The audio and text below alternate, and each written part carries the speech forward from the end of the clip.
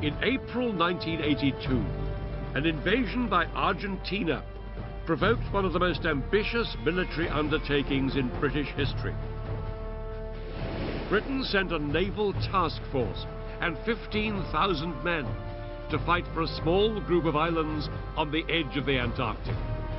Britain was at war with Argentina, but the odds were spectacularly uneven. I look at the challenges that faced the British, struggling to fight 8,000 miles from home, while the Argentinians were fighting on their own doorstep.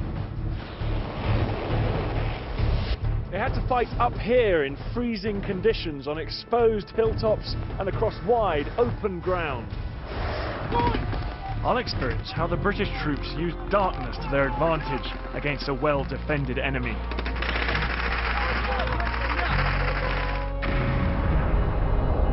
It was one of the most improbable conflicts ever. More than 30,000 men went to war over a group of barren and windswept islands that were home to only 2,000 people. This is the story of the battle for the Falklands.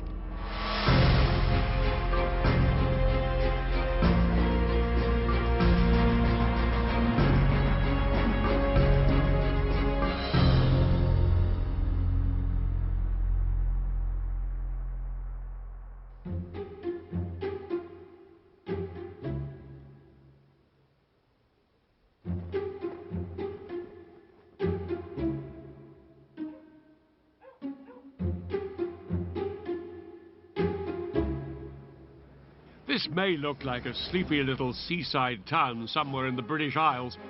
In fact, the United Kingdom is 8,000 miles away. These are the Falkland Islands, a remote British territory in the South Atlantic. The nearest mainland is Argentina, just 400 miles to the west. Life for the 2,500 people who live here is isolated, hardy and undisturbed. But in April 1982, all that changed, when these islands became the setting for the last invasion of British territory. On April 2nd, 1982, about 100 Argentinian Marines landed here on the Falklands. Their objective? To capture the capital, Stanley. They were the advance party. There were 2,000 more men on their way, but the job of these Marines was to seize the town and force the British governor of the islands to surrender. Soon, the extraordinary news of the Argentinian invasion hit bulletins across the world.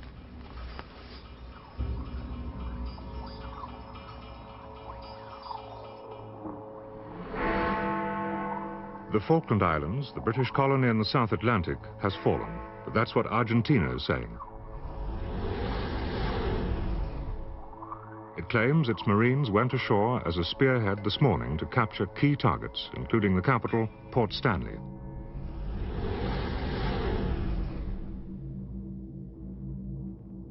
The islands were defended by just 69 Royal Marines, and the invading Argentinians in their hundreds overwhelmed this tiny force.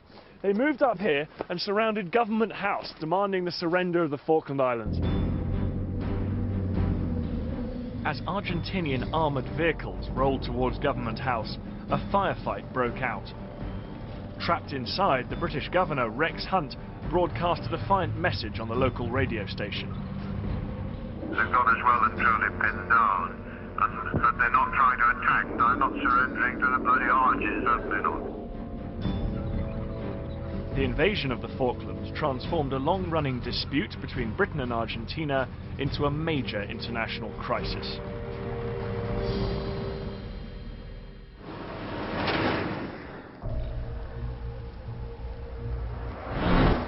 For 2 centuries, both countries have claimed the Falklands.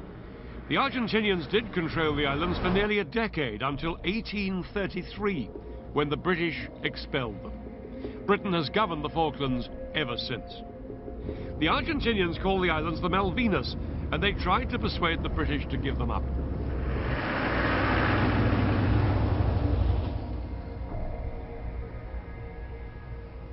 Britain had long considered handing over this small relic of empire to Argentina, But the Falkland Islanders liked their British identity and didn't want to give it up. It became clear to the British government that overriding the wishes of the islanders was out of the question. The people here wanted the islands to stay British sovereign territory. This made agreement between Britain and Argentina almost impossible. Talks got nowhere, and the future of the Falkland Islands remained in an uneasy deadlock. But in 1981, a new military government seized power in Argentina. At its head was the army commander, General Leopoldo Galtieri. His regime was a rule of terror, and the country's economy was collapsing. He badly needed to find a cause that would win his government popularity.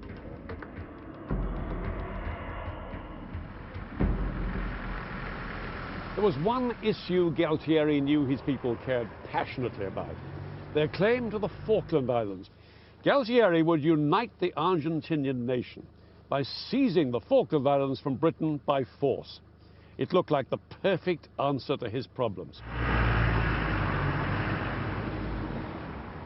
And on April the 2nd, 1982, Galtieri's repossession of the Falklands was going exactly to plan.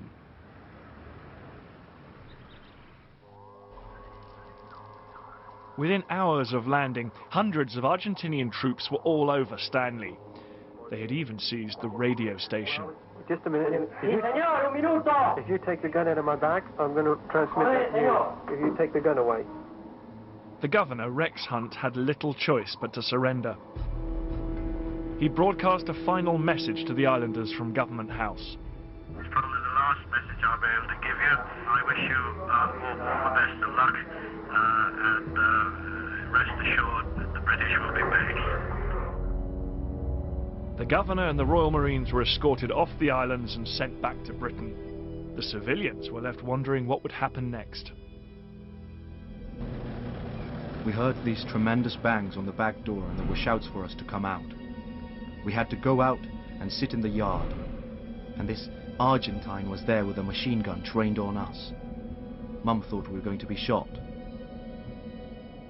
8,000 miles from Britain, the islanders were left unprotected and isolated.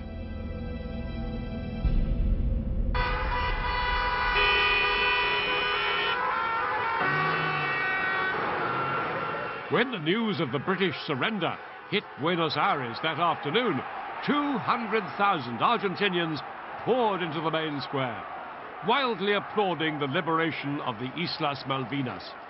Galtieri's plan had worked. As the crowd celebrated, Galtieri was confident that Britain would not react. He assumed that because the distant Falklands was hardly a vital British interest, Britain would not fight for them. But Galtieri was making one crucial error. He'd seriously underestimated Britain's Prime Minister, Margaret Thatcher. In 1982, Britain's first female Prime Minister was governing a country in trouble. Britain was in recession. Unemployment had just passed the 3 million mark, and there'd been some of the worst rioting of the 20th century. But Thatcher was a formidable character. She knew that to hesitate could spell doom for her unpopular government. She summoned Parliament and gave a defiant response to Argentina's invasion. We are here because for the first time for many years, British sovereign territory has been invaded by a foreign power. The government has now decided that a large task force will sail as soon as all preparations are complete. HMS Invincible will be in the lead and will leave port on Monday.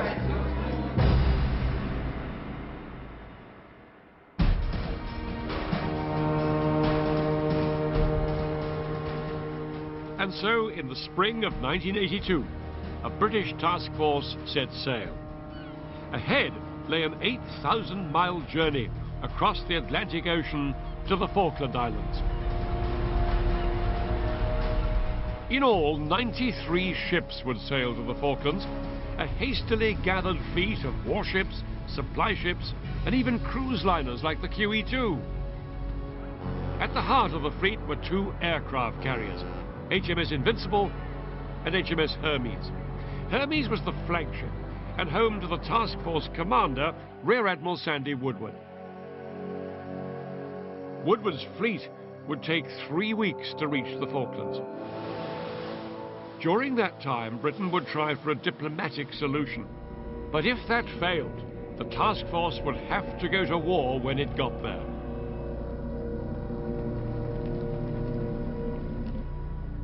By April the 17th, the first wave of the task force had sailed right down into the South Atlantic and was just off Ascension Island, the nearest British base to the Falklands.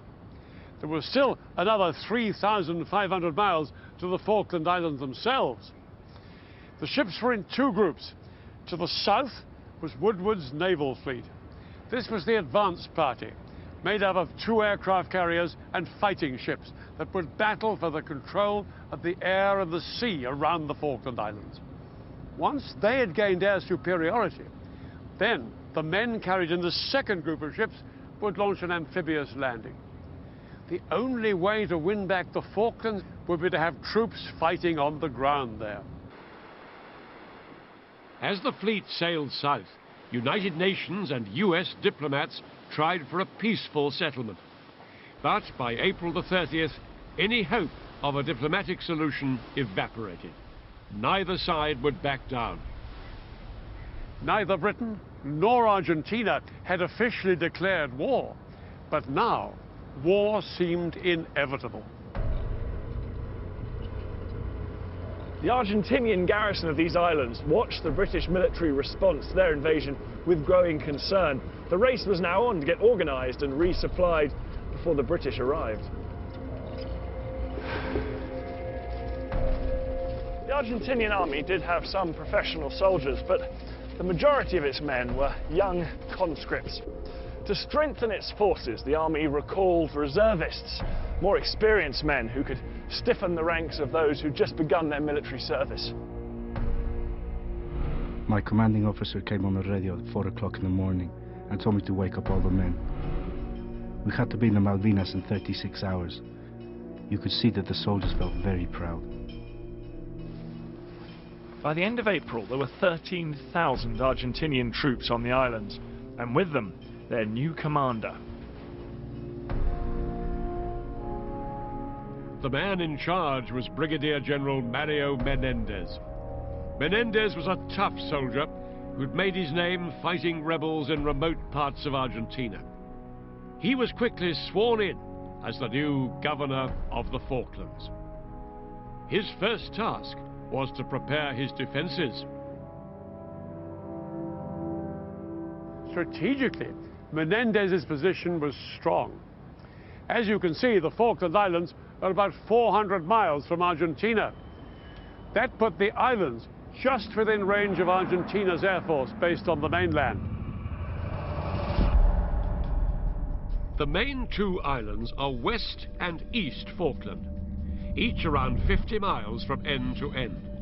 Menendez positioned 2,000 of his men on West Falkland, 1,000 men here at Goose Green, and about 10,000 in the hills to the west of Stanley.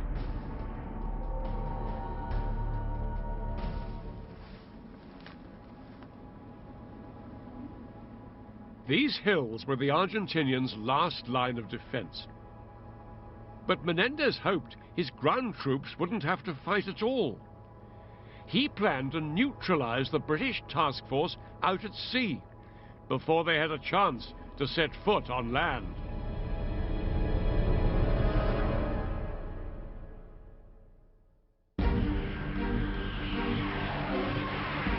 The Argentinian Air Force was well trained and could launch high-performance fighter bombers from bases on the mainland. These aircraft could attack the task force once they were within range. Against this force, the British could only take as many fighters as they could fit onto their two aircraft carriers. That was just 34 planes. 34 against nearly 100 Argentinian fighters. This small force was supposed to gain air superiority, protect the British fleet, and prepare the way for the amphibious landings. All this from the confined flight decks of the two carriers as they ploughed through the heaving South Atlantic seas. It was an enormous challenge. On the 1st of May 1982, the battle for the Falklands began. The first clash between Britain and Argentina was in the air. But despite being the underdog, the British immediately showed they were a force to be reckoned with. There was one thing that the Argentinians hadn't expected.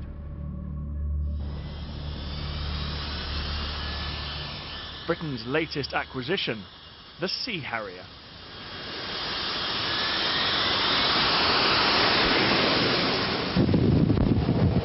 God, you can feel the power of that thing. It's unbelievable. That's what's required to get it off this tiny deck. Whoa!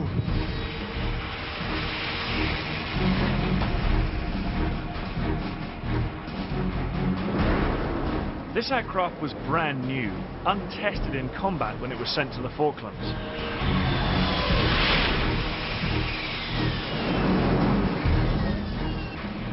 Unique in its ability to take off and land vertically and operate from short runways, the Harrier quickly proved it was versatile and extremely reliable.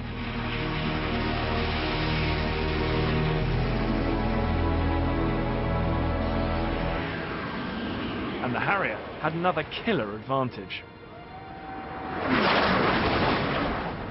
It was armed with the latest air-to-air heat-seeking missile called Sidewinder.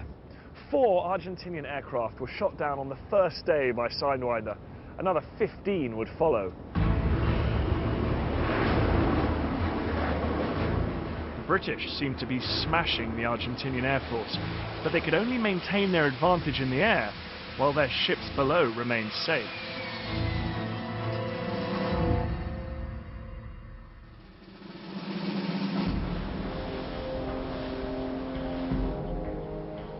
The most important ships in any naval task force are the aircraft carriers. If the carriers are lost, so too are their vital aircraft. The 2 aircraft carriers in the Falklands had to be protected at all costs. And although the action continued in the skies, the focus of the battle shifted to the rough seas of the South Atlantic. On the 1st of May, Woodward's main task force was 100 miles northeast of the Falklands. The British government had declared a 200-mile exclusion zone around the islands and said it would attack anyone entering it. Up here to the northwest, a cluster of Argentinian warships was approaching. Among them, the Argentinian flagship, the aircraft carrier the 25 de Mayo. She carried aircraft that would soon be within close range of the British fleet. But even more menacing, the British reckoned, was another group of ships to the south of the Falklands.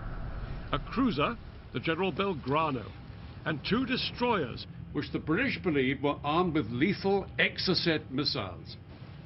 These missiles could sink the British aircraft carriers if they got within range. The Royal Navy could not afford to risk an Exocet attack on its vital carriers. The loss of even one carrier and her combat aircraft could mean defeat. Without both, the British task force would have to withdraw from the fight completely. The Argentinians appeared to be threatening a pincer movement against the British fleet. The carrier, the 25 de Mayo, from the north, and the Belgrano group from the south. The Belgrano group was being tracked by a submerged British submarine, the Conqueror. Conqueror's captain feared that if the Belgrano turned north, it would move into these shallow waters. The Conqueror would struggle to track the ship in the shallow water and risk losing sight of it. The Belgrano might then head for the British fleet and put the task force in grave danger. Beneath the waves, Conqueror's commanding officer saw that the Belgrano was steering an erratic course just outside the exclusion zone. The situation was so critical that the Prime Minister herself was consulted. She gave the order to attack. The Conqueror launched its torpedoes.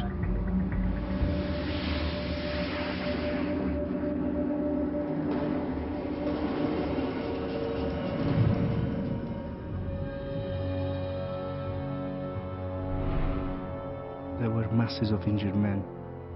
Most of them had been burnt, and there were men covered in oil. When I got to my life raft, I asked a sailor to come with me again and look for the people that were missing, including the commander.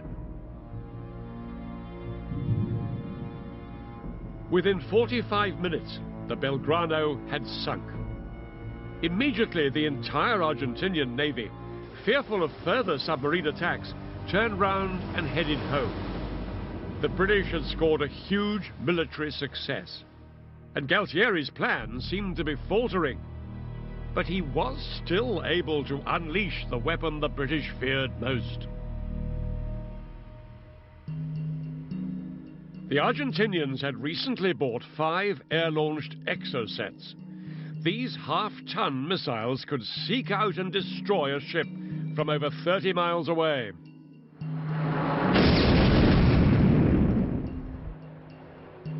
On the morning of the 4th of May, 2 Argentinian strike aircraft, each armed with an exocet, took off from the mainland. On that particular day in 1982, Woodward posted 3 ships like this as his front line of defense. They were destroyers: HMS Coventry, HMS Glasgow, and HMS Sheffield. They were armed with anti-aircraft missiles. These ships could shoot down aircraft, but they were unreliable against low-altitude targets like exocets. That morning, things had been relatively quiet for the British task force. This is Alpha Whiskey, weapons free, Baker 5017, a strength 2. Then, just before 2 o'clock, the Argentinian aircraft were picked up by the radar room on board HMS Glasgow.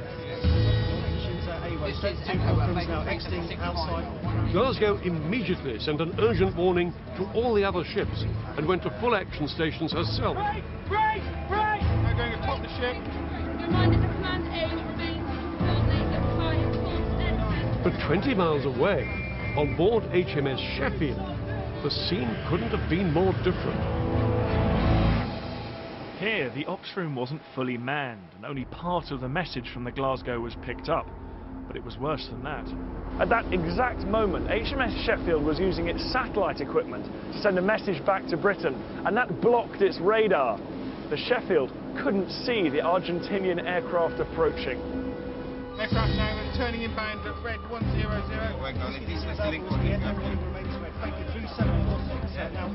Back on the Glasgow, 2 fast-moving dots, possible exocet missiles, suddenly appeared on the radar screen and were closing in at 700 miles an hour.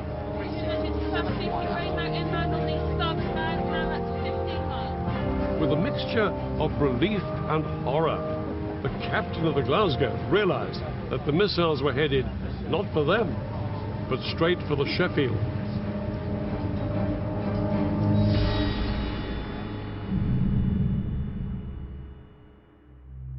HMS Sheffield was the first British ship to be destroyed by enemy action since the Second World War. Of the 281 men aboard, 20 were killed and 26 were wounded.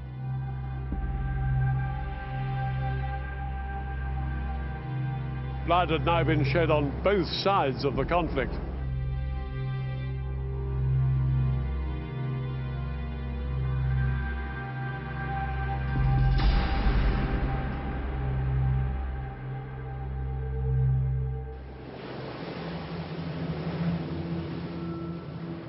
By mid-May, the South Atlantic winter was closing in.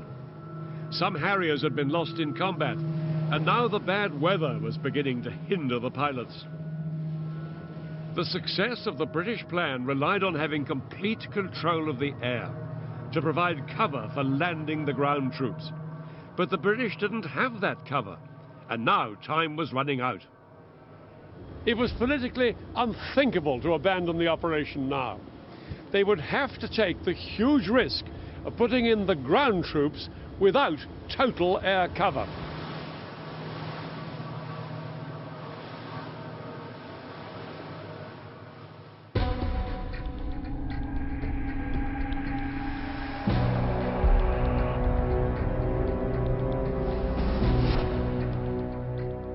On the 18th of May, the second wave of ships, including ferries and the cruise liner the Canberra, arrived just off the Falklands. On board was the amphibious landing force. The 3,000 men were a mixture of Royal Marine Commandos and Army paratroopers. And they were led by Brigadier Julian Thompson. Thompson was an experienced commander. He knew that his troops were vulnerable without air superiority, but the pressure of time meant the landings had to go ahead. The British had looked at all the landing site options on both West and East Falkland. Since Stanley over here was their ultimate target, it made sense to land here on East Falkland. They plumped for this natural harbour here at San Carlos Bay. It would be out of range of enemy artillery and was only very lightly defended, a great advantage for any amphibious landing. And here I am with San Carlos Bay behind me, and that's the entrance over there. That's where the British landing force came in.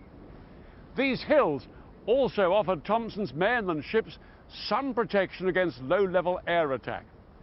But there was one problem with this landing site. It was a long way from San Carlos here, across to the spot where Thompson knew the decisive battle would be fought, here in the strongly defended mountains just west of Stanley. Between the two was 50 miles of difficult country. Thompson planned to move his landing force right across the island with a shipment of helicopters that were due to arrive any day. But now, the priority was to get his men on dry land as soon as possible.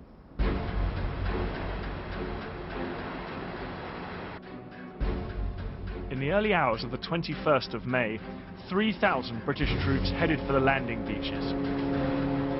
Each man carried his rifle, ammunition, and enough rations for 2 days. This was the moment they'd been waiting for weeks.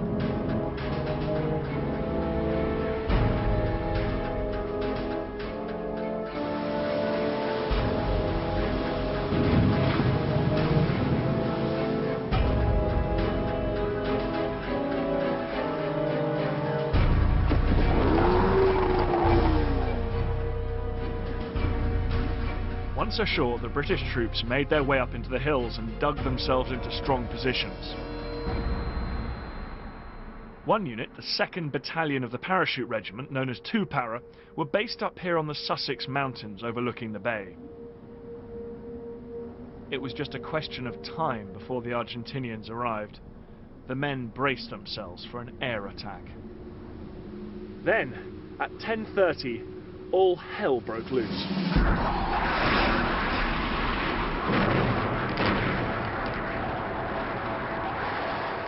The Argentinian High Command sent in wave after wave of their fighter bombers from the mainland.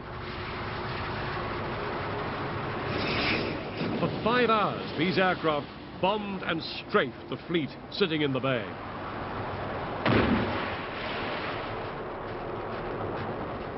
The surrounding hills made it almost impossible for the ship's radars to detect the enemy aircraft. So the British were unable to get a fix on the attacking planes until it was too late. From these positions up here, the Paras had a grandstand view of the action in the bay. All their supplies for the land campaign were still being unloaded from those ships coming under attack. The Paras had to watch helplessly as their lifeline was under fire.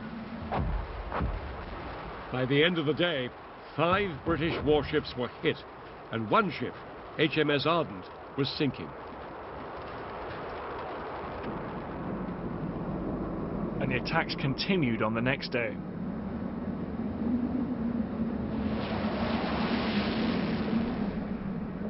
The British had positioned anti-aircraft missiles around the bay, but it would be days before these delicate units were operational.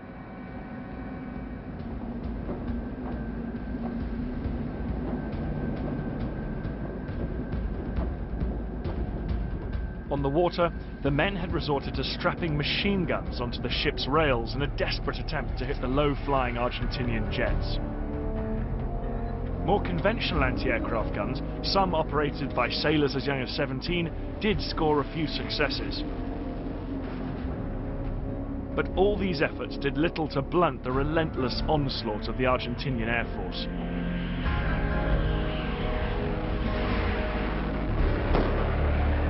The British ships unloading vital supplies for the land campaign made easy targets. On May the 23rd, HMS Antelope, just out there, was the next vessel to take a fatal hit.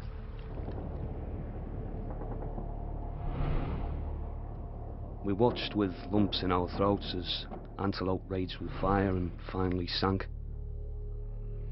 She was our escort and everybody felt a great loss. She was more than just a ship to us.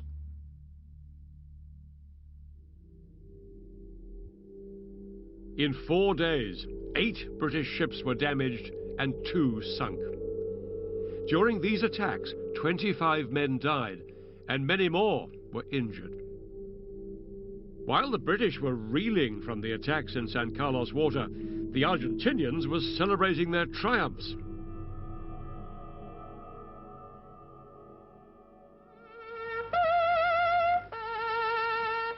On the 25th of May, it was Argentina's National Day, a day of patriotic ceremony.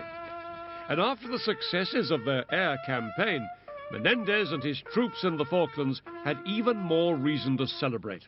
Subordinación y valor. But it wasn't over yet. The Argentinian Air Force was preparing another raid that would hit the British land campaign where it really hurt. A massive container ship, the Atlantic Conveyor, had just arrived from Britain. She was loaded with thousands of tons of supplies, but more importantly, the helicopters needed by the British forces to get them to Stanley. She was preparing to go into San Carlos that night. At 3:36 p.m. on the 25th of May, 2 Argentinian aircraft flying from the mainland picked up the British carrier group just off East Falkland. Once in range, they released their Exocets. The missiles locked on to 2 frigates. The ships fired up metal foil to confuse the missiles' radar, and the Exocets veered away. But then they found another target, the defenseless Atlantic Conveyor.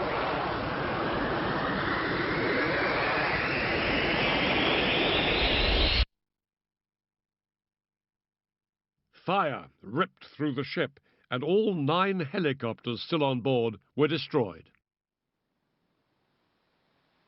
Thompson was relying on them to carry his men across East Falkland to Stanley. At one stroke, most of his transport had now disappeared. Margaret Thatcher wanted Stanley back in British hands quickly, but the main British force was still 50 miles away.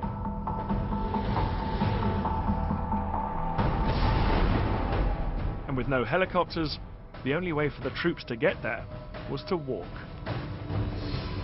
The Marines called it yomping, and this was to be one of the classic yomps of all time.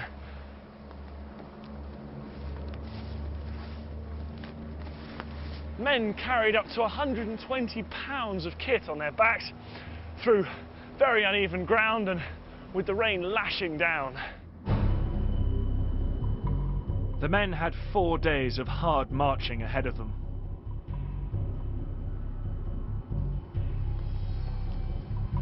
And at the end of this slog, they would have to fight a battle. The British main force of 2,000 men were on the move to Stanley. But one unit of around 500 men was going in a completely different direction. The men of Tupara weren't heading east towards Stanley, they were heading south towards a settlement that was heavily garrisoned by Argentinian troops. They had been ordered to win a quick and morale-boosting victory, but the battle that lay ahead of them wouldn't go as planned. The name of the settlement was Goose Green.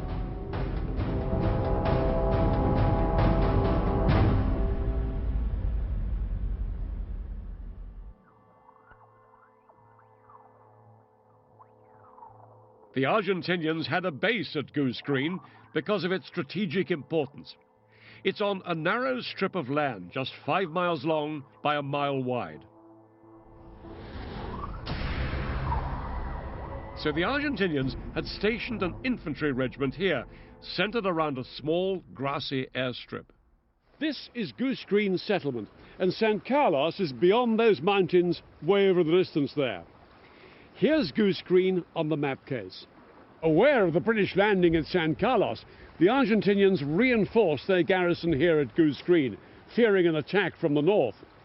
Ready for a British assault, all they could do now was wait. The man in command of 2 Para was Colonel H. Jones. Known as H to his men, he was brave but impulsive, and he believed in leading from the front. Jones knew Goose Green would be a formidable target, and he drew up a detailed battle plan. The ground at Goose Green was wide open and featureless, offering little protection. Jones's objectives were the airstrip and the settlement of Goose Green, held by the Argentinians. 2 Para was split into several companies. They would fight their way south in the dark and then close in on the airfield. Then they would take the settlement in daylight. But the Argentinians held a strong position on the high ground of Darwin Hill. They were protected by minefields in front and supporting artillery back behind the airfield.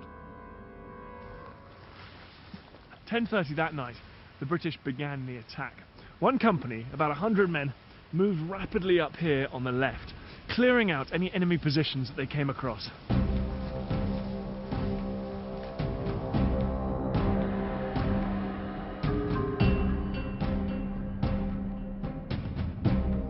Two Para were making good progress until they reached this spot on the north side of Darwin Hill. This was the point at which Colonel H. Jones's plan started to go badly wrong. One company were pinned down there by fire from well-placed machine guns up on the hill. It was rapidly becoming clear that there were more Argentinians than they had thought, and what's more, their will to fight was strong. Then the sun began to rise and light flooded across Goose Green, illuminating the men on the wide open battlefield. The men of 2 Para on the low ground were completely exposed to Argentinian fire and couldn't advance. Somebody had to do something. It was time for Colonel H. Jones to do what he thought he did best, lead from the front. He identified an isolated Argentinian position just up there that he thought he could take out on his own. Clutching his submachine gun, he charged up the hill, but immediately, withering fire broke out from this hill up there, other Argentinian positions. He was seen to fall over, but he got back up and kept charging. Then he was shot in the back and collapsed, mortally wounded, only meters away from his target.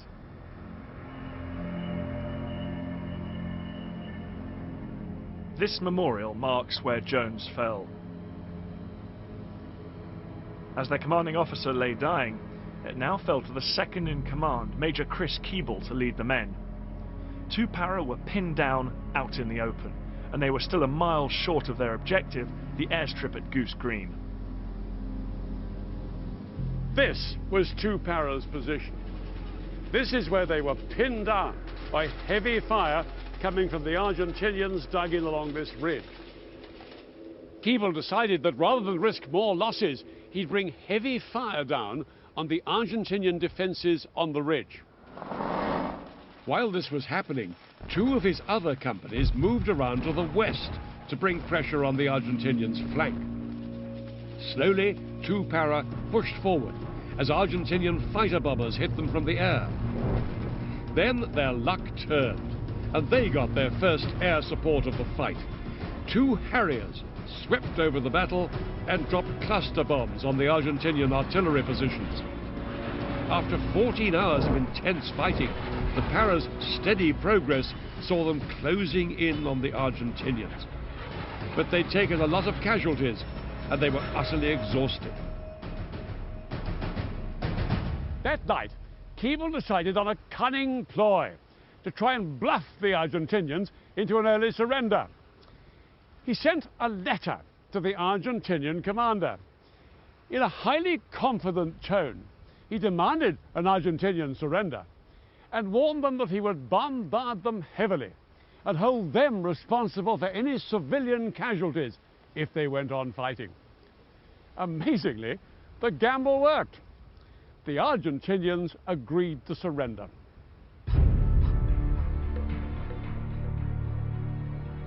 The next day, the Paras were astonished to see over 900 Argentinians, nearly twice their own number and nearly 3 times more than they had expected, lay down their weapons.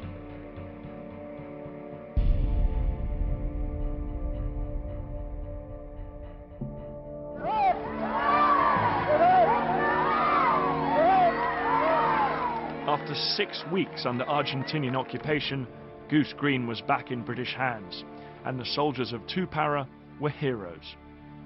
But the battle for this tiny place had come at a huge cost. Lieutenant Colonel Jones, Captain Wood, Captain James, Lieutenant Barry, Corporal Hardman, Corporal Sullivan. More than 70 soldiers were dead, 16 British and over 50 Argentinians. Lance Corporal Smith, Lance Corporal Bingley. What had begun as a quick raid to seize back the airstrip and liberate the community had turned into a bloody battle in the struggle for the Falkland Islands. The British had won the first round of their land campaign against all the odds. But ahead of them still was the battle to regain Stanley.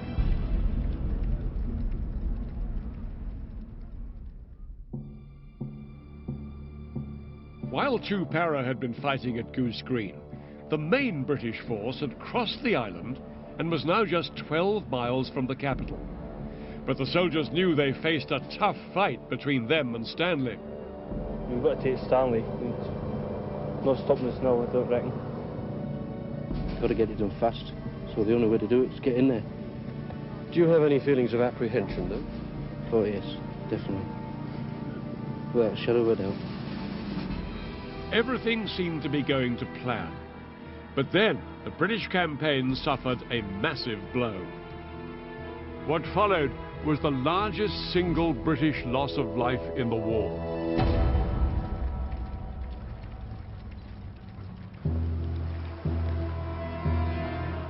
Just a few miles away from the troops, 2 landing ships, Sir Galahad and Sir Tristram, were anchored just off this bay. They were packed with nearly 500 troops, reinforcements for the assault on Stanley. These ships should have been offloaded under cover of darkness, but a series of delays and misunderstandings meant they were still here when the sun came up. The Argentinians spotted the ships and called in their air force from the mainland. 2 Argentinian fighter bombers swept in on a deadly bombing run. They caught both ships in broad daylight, packed with troops and ammunition.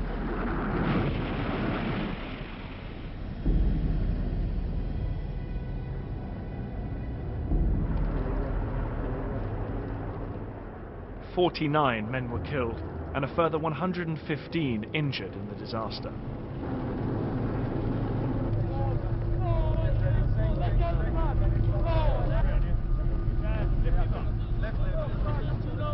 But this British tragedy was a significant morale boost for the Argentinians. Menendez was told that 900 British had died, and he now expected a slackening in the British momentum. But he was in for a rude shock. 9 days after the landings at San Carlos, a senior commander, Major General Jeremy Moore, took overall control of the British land campaign. Undeterred by the Argentinian air attacks, Moore moved around 9,000 troops into position near the hills surrounding Stanley. The battle for Stanley was about to begin. Here's Mount Kent, where we are now. Heavy Argentinian forces lay between Moore here and the capital. He would attack in 2 stages, on 2 separate nights. On the first night, his offensive would sweep from north to south, a 3-pronged attack on the Argentinians. Moore planned to take this outer ring of hills, the largest of which was Mount Longdon in the north here. On the second night, the British would assault another ring of hills nearer Stanley, centred here on Mount Tumbledown. Success would leave them just 2 miles from Stanley.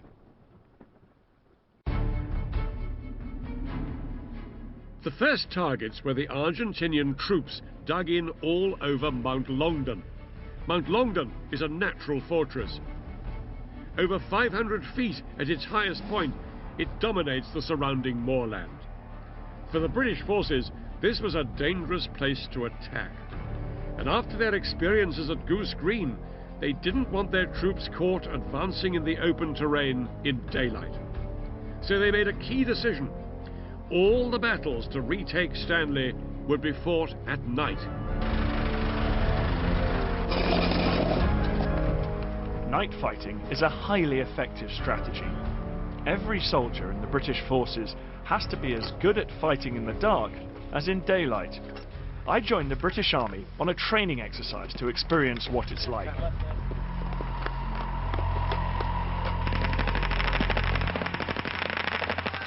The attack began with flares and machine gun fire once we'd crept as close as we could in the pitch dark. It's incredibly noisy and it's actually quite bewildering. Just moving around in these conditions is very difficult. You're weighed down by your equipment. There's people tripping over, falling in the frozen stream and turning ankles.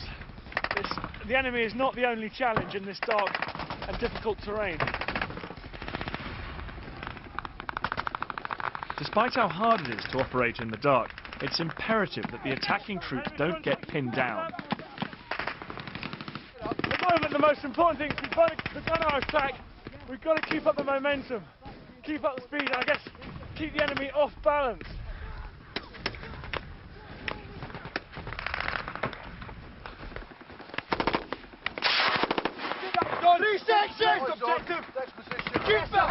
We're about to go over this rise now, and interestingly, the commander here is constantly telling everyone what's going on in the rest of the battlefield. Even though it's only 50 or 100 metres away, it's very confusing in the dark. We can just hear firing and lots of shouting. So he's constantly going around telling everyone what stage we're at, trying to keep everything going to plan. For the British troops on the Falklands, keeping to the plan and maintaining momentum would be the key to their success when fighting at night.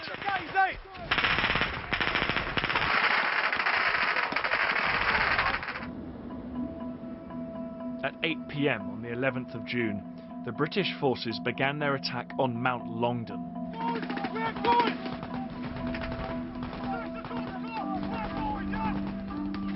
But 3 Para who were spearheading the advance found themselves trapped in a bewildering maze of steep-sided alleyways.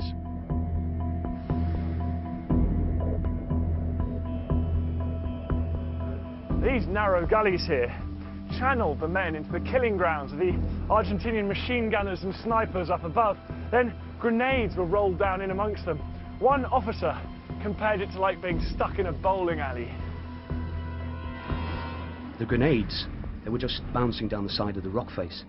We thought there were rocks falling, till the first one exploded. Despite mounting casualties, the men pushed forward. One sergeant, Ian Mackay, dashed up a slope and knocked out a stubborn Argentinian position. He was killed, but later awarded the Victoria Cross.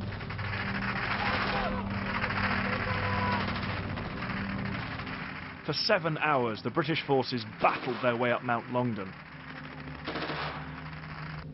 Their assault was just too forceful for the Argentinians to hold off. So desperate were the Argentinians to smash the British attack that Menendez risked his own men's lives by ordering his own artillery to bring down fire on their own positions here on Mount Longdon. But it didn't do any good. By 6:30 a.m., the British had captured the mountain.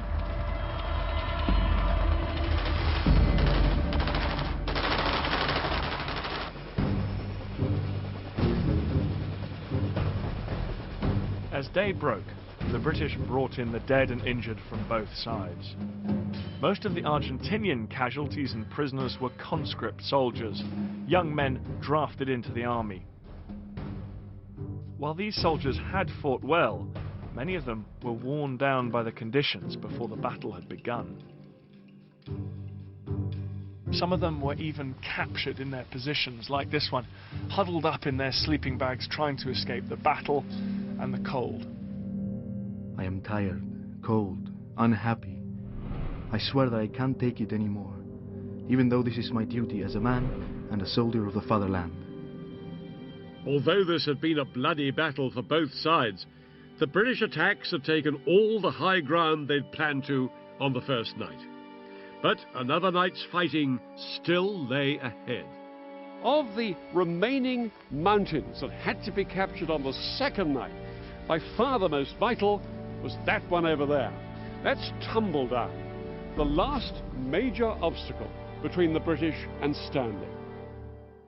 The men charged with recapturing Tumbledown were the 2nd Battalion of the Scots Guards. Just 8 weeks earlier, they'd been on ceremonial duties like guarding Buckingham Palace. This would be the first experience of war for many of them, and they now had to confront perhaps the toughest target of the campaign.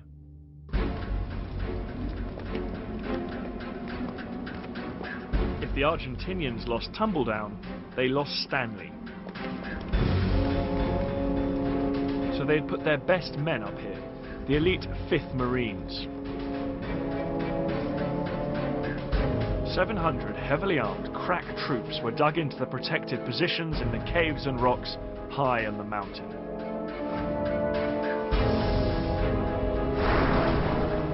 These Argentinian Marines had been trained to fight at night, and they outnumbered the attacking British forces by almost 2 to 1. The Argentinians were confident they could hold the British off. As soon as darkness fell, the fighting began. Aye, it was murder. We were coming under mortar fire, machine gun fire, sniper fire. You name it, it was coming towards us.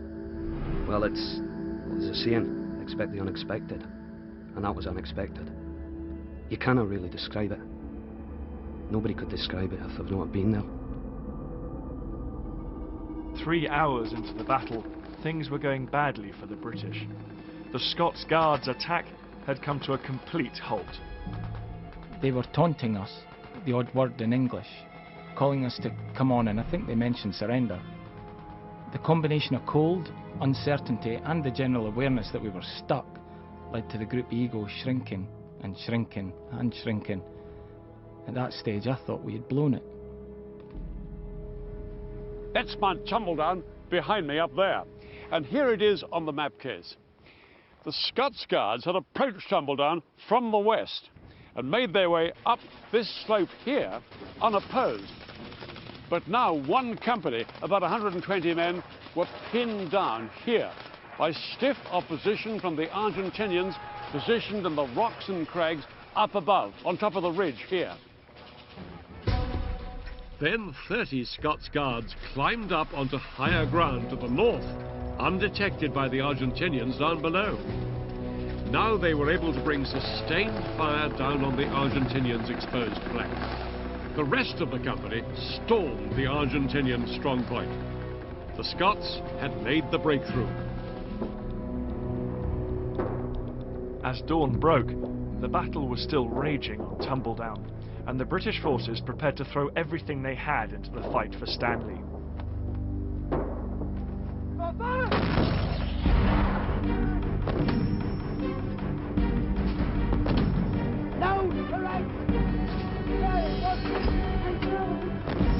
They hammered the remaining enemy positions in a final all-out bombardment.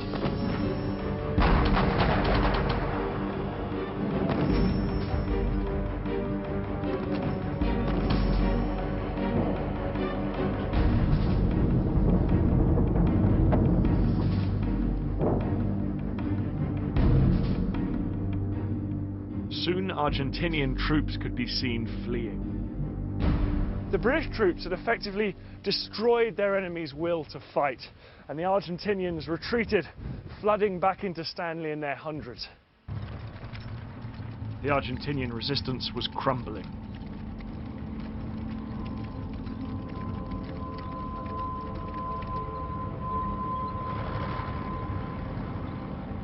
As the demoralised defenders poured into Stanley, the men were heard arguing with their superiors. Discipline among the Argentinian troops was breaking down.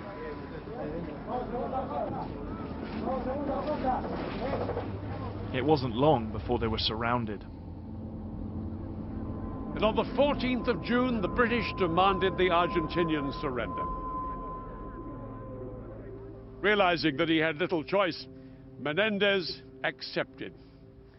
After 2.5 months, the battle for the Falklands was over. Gentlemen, I've just heard that the white flag is flying over Stanley. The Argentinians had occupied Stanley for 74 days. But now, as two para marched into the capital, it was back in British hands.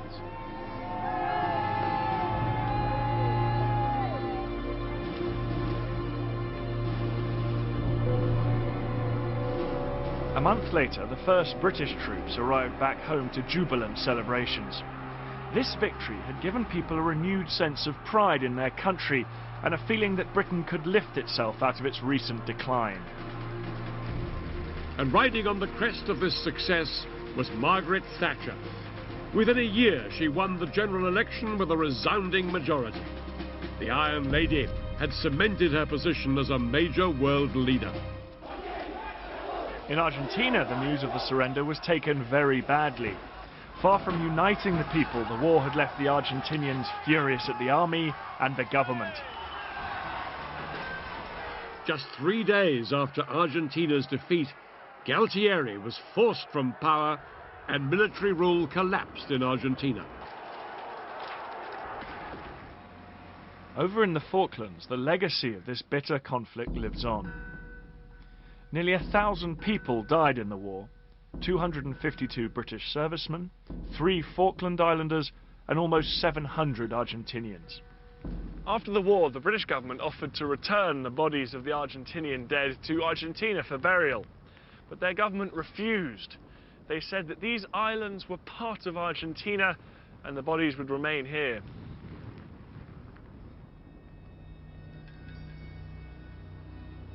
For the Falkland Islanders, these graves are a daily reminder that Argentina refuses to drop its claim to their homeland. After the war ended, Britain greatly increased its permanent military presence on the islands. Now there's 1 serviceman for every 2 civilians living here. Today the islanders are still determined the Falklands remain British. As long as Britain continues to respect their wishes, there'll be no early end to this bitter territorial dispute.